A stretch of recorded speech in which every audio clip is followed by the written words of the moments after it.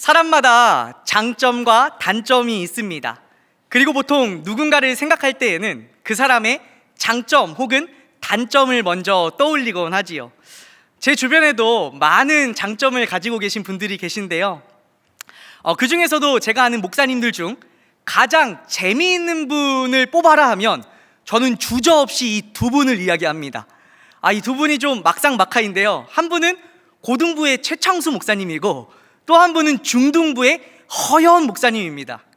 이 두 분과 가까이에서 대화를 나누다 보면요, 정말 재미있습니다. 이 두 분의 큰 장점이지요. 자, 이번에는 문제를 한번 내보겠습니다. 여러분, 이동선 전도사님 하면 무엇이 떠오르십니까? 그리고 바로 찬양이 떠오르는 것이지요.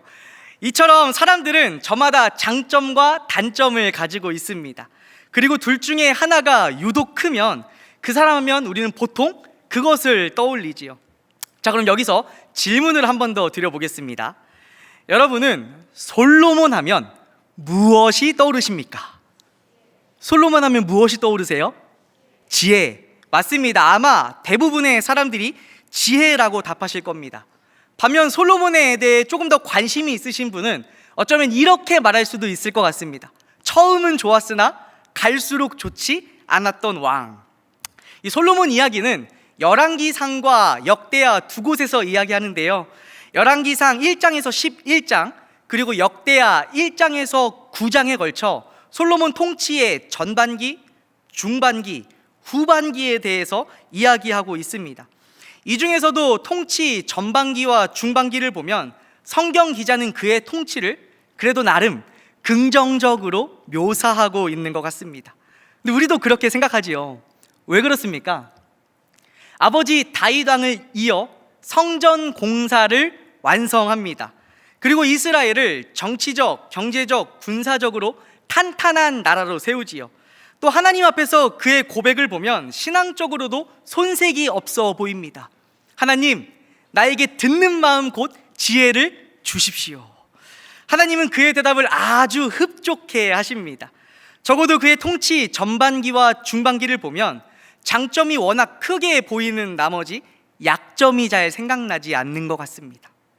하지만 정말 솔로몬에게 약점이 없었을까요? 열왕기 기자는 솔로몬의 장점 중간 사이사이마다 솔로몬의 약점들을 기록하고 있습니다. 솔로몬의 첫 번째 연약함, 열왕기상 3장 1절 전반부입니다. 함께 읽어보겠습니다. 시작.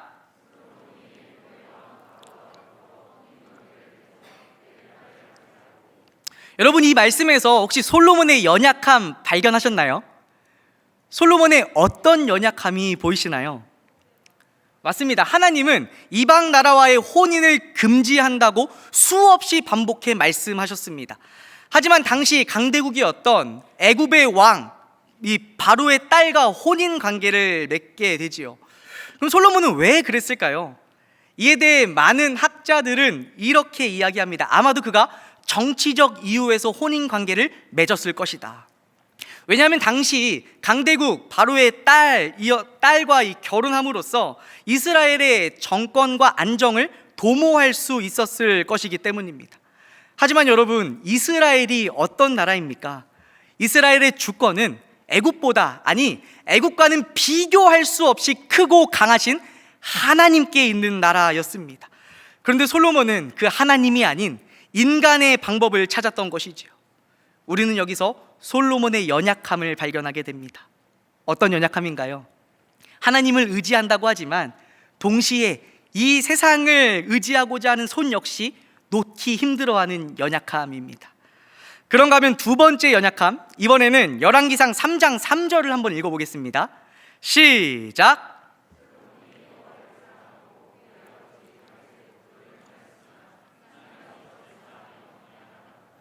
여러분이 말씀에서 솔로몬의 연약함 혹시 발견하셨나요? 두 번째 연약함 무엇인 것 같으신가요? 산당, 맞습니다. 바로 산당입니다. 솔로몬은 분명 여호와를 사랑하고 여호와의 말씀대로 행했습니다. 하지만 우리가 집중해서 보아야 할 접속사가 등장합니다. 그러나 어디에 들어가 있나요? 행하였으나 이 안에 그러나라는 접속사가 들어가 있습니다. 이 그러나라는 접속사를 통하여 앞의 내용과 대조하는 것입니다. 솔로몬이 여호와를 사랑하고 그의 아버지 다윗의 법도를 행하였으나 그러나 산당에서 제사하며 분향하였더라. 당시 제사는 하나님이 지정하신 곳에서 드려야 했습니다. 다윗이 언약궤를 위하여 친 장막이 예루살렘에도 있었음에도 불구하고 이 솔로몬은 산당에 가서 제사를 드립니다. 당시 산당은 다양한 우상들이 나오는 근원지이기도 했었지요. 물론 그곳에서 하나님께서 기뻐하시는 제대로 된 제사를 드렸다고 할지라도 솔로몬이 누구입니까? 솔로몬은 왕입니다. 이스라엘 백성들에게 모범을 보여야 하는 왕인 것이지요. 그렇기에 열왕기 저자는 그러나라는 접속사를 활용하여 그것이 명백한 솔로몬의 실수였음을 이야기하고 있습니다. 마지막 세 번째 연약함입니다. 이번에는 제가 읽어드리겠습니다. 솔로몬이 여호와의 성전과 왕궁 건축하기를 마치며 자기가 이루기를 원하던 모든 것을 마친 때에, 집중해서 보아야 할 부분이 여기에서도 등장합니다. 솔로몬은 하나님이 원하시는 것이 아닌 자기가 원하는 것, 자기가 이루고 싶은 것을 행합니다. 조금 전 살펴본 것처럼 여호와를 사랑하고 다윗의 법도를 분명히 행했습니다. 하지만 이것은 솔로몬의 삶의 전 영역에 해당하는 것은 아닌 것처럼 보입니다. 특정 분야에서만큼은 내가 원하는 대로, 내가 하고 싶은 대로 하는 것이지요. 왜 그렇습니까? 솔로몬 안에 욕심이 있기 때문이죠. 이 욕심은 하나님이 원하시는 것이 아닌 우리가 원하는 것으로 우리를 이끕니다. 이처럼 솔로몬에게는 욕심이라는 또 하나의 연약함이 있었습니다. 그런데 중요한 것은요, 오늘 솔로몬을 묵상하는데 이 이야기가 남일처럼 느껴지지 않는다라는 것이었습니다. 솔로몬이 여호와를 사랑하고 그의 아버지 다윗의 법도를 행하였으나, 우리 역시 하나님을 사랑한다고 고백합니다. 그리고 다윗의 법도 곧 말씀을 날마다 삶 가운데 실천하고자 나름대로 애쓰고 노력하지요.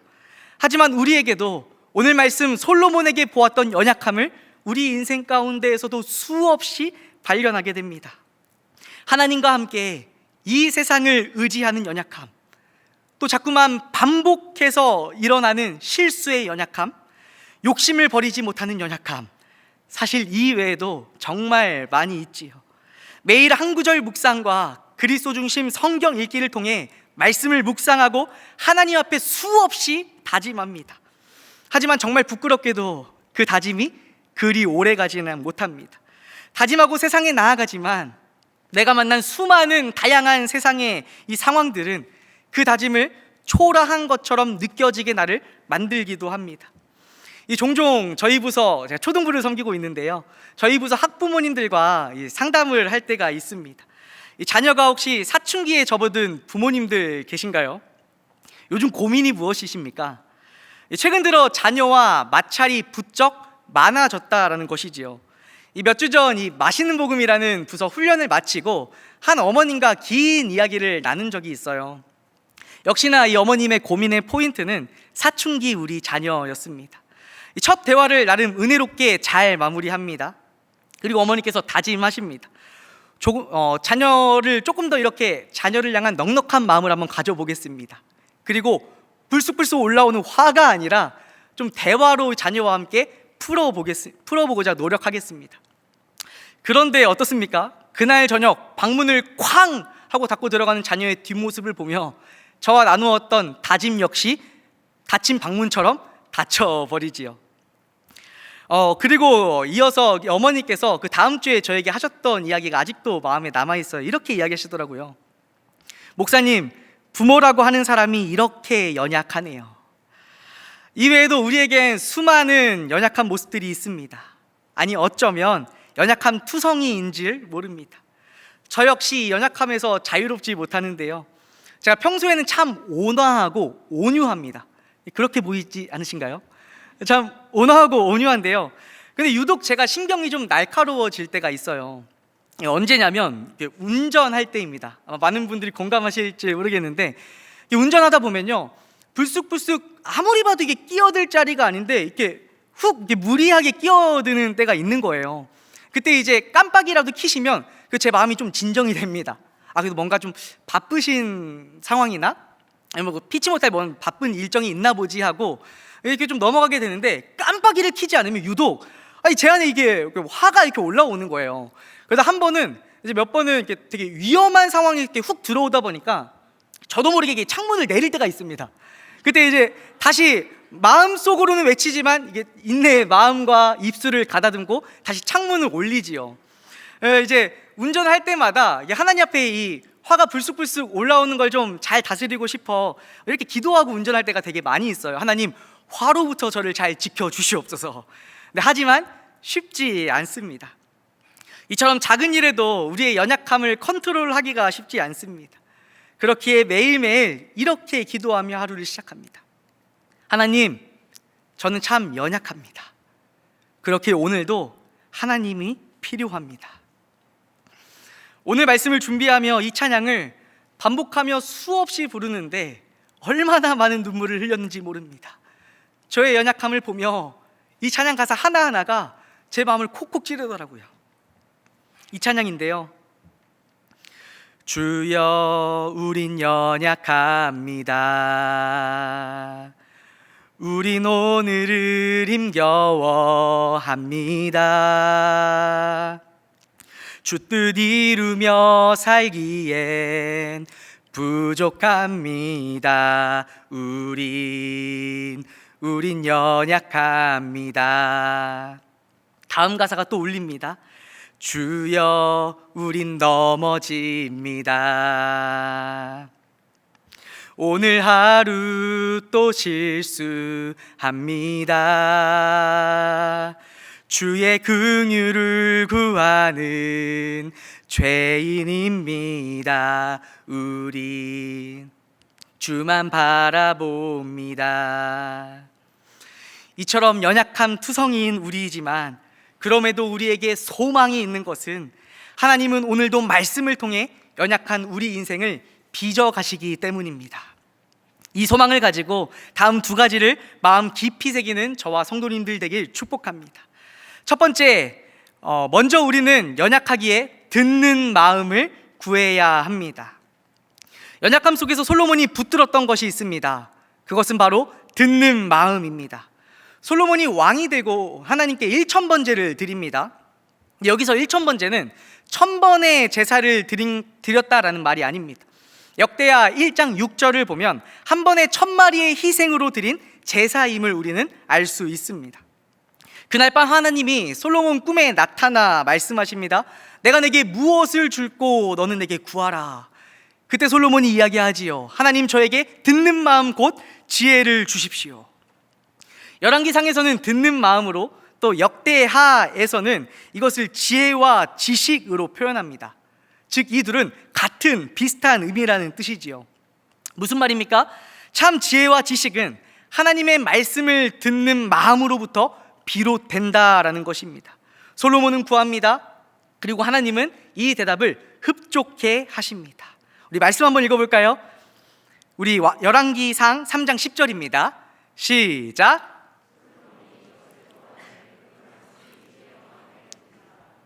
그리고 여전히 연약하지만 듣는 마음이 그를 견인하며 솔로몬은 그의 통치 전반기를 그래도 잘 이끌어 갑니다. 그렇다면 동일한 연약함 가운데 살아가고 있는 우리에게 하나님이 이 말씀을 들려주시는 이유가 무엇일까요? 우리로 하여금 바로 이 사실을 깨닫게 하길 원하시기 때문입니다. 여전히 연약한 우리 인생이지만 듣는 마음을 구할 때 그것이 연약한 삶 가운데 우리를 견인한다라는 사실입니다. 왜 그렇습니까? 연약한 우리에게 참 능력과 소망은 오직 하나님의 말씀으로만 말미암기 때문입니다. 믿으십니까? 아멘, 아멘입니다. 그렇게 연약한 우리가 날마다 구해야 할 것, 또 우리가 붙들어야 할 것, 그것은 바로 하나님의 말씀을 듣는 마음인 줄 믿습니다.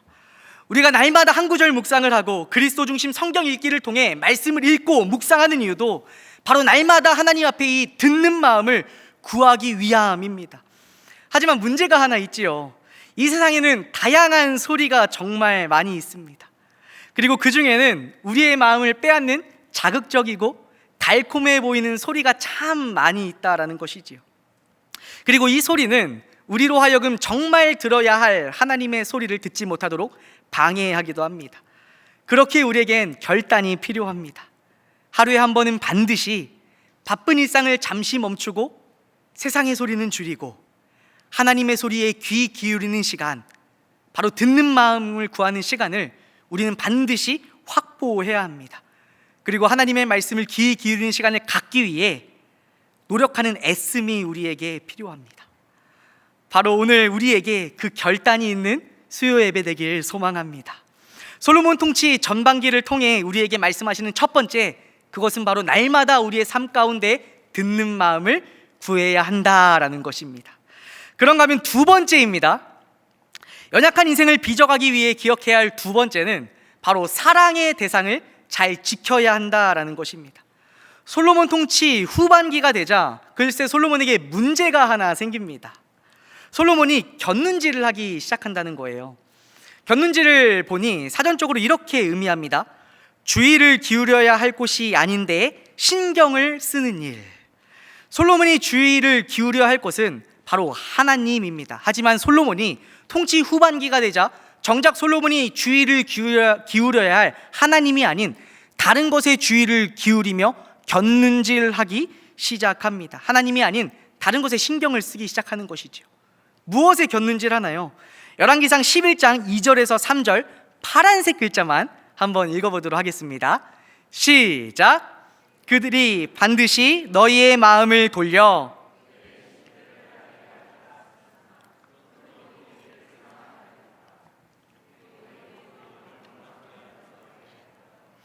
솔로몬 곁에 있는 이방의 여인들이 솔로몬의 마음을 하나님에게서 우상으로 돌립니다. 여기서 돌리다라는 이 히브리 원어는 이런 뜻입니다. 손을 내뻗다, 기울이다라는 뜻입니다. 즉 솔로몬이 이방에 있는 그 우상들에게 손을 뻗고 거기에 완전히 마음을 기울여 버렸다라는 것이지요. 마음이 기울 뿐만 아니라 그것들을 따릅니다. 그 뒤를 쭉 읽다 보면 반복해서 이렇게 이야기합니다. 4절, 솔로몬이 나이가 많을 때 그의 마음을 돌려. 9절, 솔로몬이 마음을 돌려. 열왕기 기자는 반복해서 강조하며 말합니다. 그렇다면 솔로몬은 왜 곁눈질하게 되었을까요? 도대체 무엇이 듣는 마음으로 가득했던 그를 이토록 변화시킨 것일까요? 그 근본적인 원인이 무엇인지 아십니까? 지금부터 제가 두 본문을 대조해서 보여드리겠습니다. 먼저 솔로몬 통치 전반기입니다. 열왕기상 3장 3절인데요. 솔로몬이 여호와를 사랑하고, 솔로몬이 누구를 사랑한다고 이야기하나요? 여호와를 사랑합니다. 그런데 솔로몬 통치 후반기를 가면 이렇게 변하게 됩니다. 솔로몬이 그들을 사랑하였더라.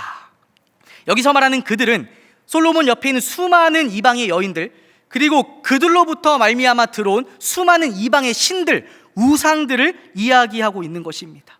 여기서 우리는 무엇을 발견할 수 있나요? 솔로몬에게 있어 사랑의 대상이 바뀌어 버렸다라는 것을 발견할 수 있습니다. 그 결과 그는 마음을 돌려버립니다. 솔로몬이 마음을 돌려. 우리가 살아가는 데 있어 사랑의 대상이 누구인지는 정말 중요합니다. 왜냐하면 사랑에는 힘이 있기 때문입니다. 최근 들어 저 역시 이 힘을 몸소 실감하고 있습니다. 저희 부서 선생님들께는 이제 먼저 말씀을 드렸는데요. 깜짝 고백을 하면 제가 내년 1월 달 결혼을 앞두고 이렇게 결혼을 지금 준비하고 있습니다. 그러다 보니까요, 요즘 제 삶의 상당 이 부분이 이제 앞으로 제가 결혼하게 될 예비 신부에게 초점이 맞추어져 있고, 그 다음에 마음이 참 많이 가 있습니다. 예비 신부에게 저 역시 마찬가지이지요. 그러다 보니까요, 무엇을 결정할 때 반드시 상의를 합니다. 아니, 정확히 표현하면 상의를 해야 합니다. 그리고 음식에 있어서도요, 아내 될 사람의 이제 좋아하지 않는 것을 저도 자연스럽게 좀 이렇게 멀리하게 되더라고요. 잘 먹지 않다 보니까요.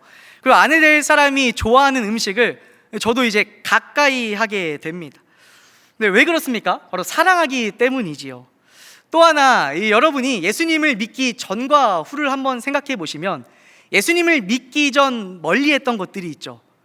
반면 예수님을 믿고 나서 가까이 하게 된 것들이 있을 겁니다.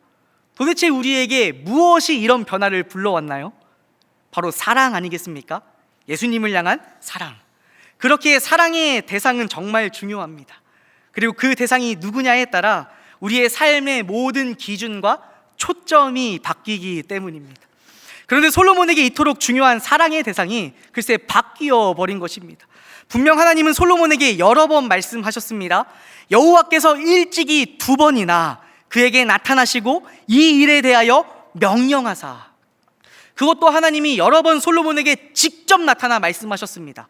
그리고 솔로몬의 아버지 다윗이 죽기 전에도 솔로몬에게 신신당부했습니다. 하지만 사랑의 대상이 바뀌자 더 이상 솔로몬에게 하나님의 말씀이 들리지 않습니다. 그리고 이전에 솔로몬 마음 가운데 가득했던 듣는 마음이 점점 희미해지기 시작합니다. 잘못된 사랑에 눈과 모든 솔로몬의 판단이 멀어져 버린 것이지요. 사랑의 대상이 하나님에게서 다른 것으로 바뀌자 연약한 솔로몬을 이제 견인할 수 있는 것은 아무것도 없어졌습니다. 오늘 말씀을 통해 이 시간 저와 여러분에게 있어 사랑의 대상은 무엇인지 점검하는 시간 되길 소망합니다. 그리고 혹시나 그 사랑의 대상의 자리에 그 자리에 앉아야 할 하나님이 아닌 다른 것이 있다면 다시 사랑의 자리에 하나님을 돌려놓는, 모셔놓는 그러한 귀한 우리 오늘 수요예배 시간 되길 소망합니다. 방금 읽었던 두 말씀, 솔로몬이 여호와를 사랑하고 솔로몬이 그들을 사랑하였더라. 이 둘은 단순히 몇 글자의 차이가 아닙니다. 이 둘은 엄청난 차이가 있는 것입니다. 그렇게 하나님 외에 다른 것에 곁눈질하지 않겠다고 다짐하며 기도하는 오늘 이 시간 되길 간절히 소망합니다. 바로 솔로몬 후반기 통치를 통해 우리에게 알려주는 중요한 메시지는 바로 우리에게 있어 사랑의 대상을 잘 지켜야 한다라는 것입니다. 정리하겠습니다. 연약한 인생을 빚어가기 위하여 기억해야 할 2가지가 있었습니다. 먼저 우리는 솔로몬 통치 전반기를 통하여 이 메시지를 마음에 새깁니다. 날마다 하나님 앞에 듣는 마음을 구해야 한다는 것입니다. 그런가 하면 솔로몬 통치 후반기를 통해 우리는 이 메시지를 마음에 새깁니다. 우리의 사랑의 대상을 잘 지키는 것입니다. 마지막으로 우리가 이 2가지를 잘 실천할 수 있도록 도우시는 분을 소개하고 말씀을 맺으려고 합니다. 로마서 8장 26절을 보면 우리를 도우시는 분에 대해서 소개합니다. 말씀 한번 읽어보겠습니다. 시작. 이처럼 성령께서는 우리의 약함을 도와주십니다.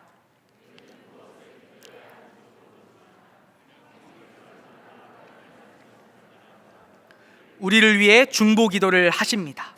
바로 성령님이십니다. 성령님은 우리의 약함을 아실 뿐 아니라 뭐라고 말씀하시나요?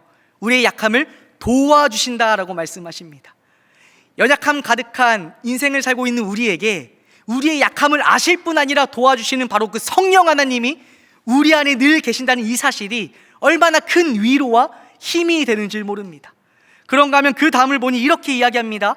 연약한 우리를 위하여 말로 다할 수 없는 간절함으로 우리를 위하여 중보기도 하신다라고 말씀하십니다. 이 성령 하나님을 붙들고 연약한 인생을 빚어가기 위해 날마다 듣는 마음을 구하며 곁눈질로부터 사랑의 대상을 잘 지키는 저와 여러분 되길 간절히 소망합니다. 마지막으로 어떤 목사님이 했던 한 이야기를 읽어드리고 기도하도록 하겠습니다. 다 할 수 있는 게 복이 아닙니다. 연약함을 알기에 그것으로 전전긍긍하기에 우리에게 하나님이 필요합니다 고백하며 사는 삶이 은혜인 줄 믿습니다. 함께 기도하겠습니다.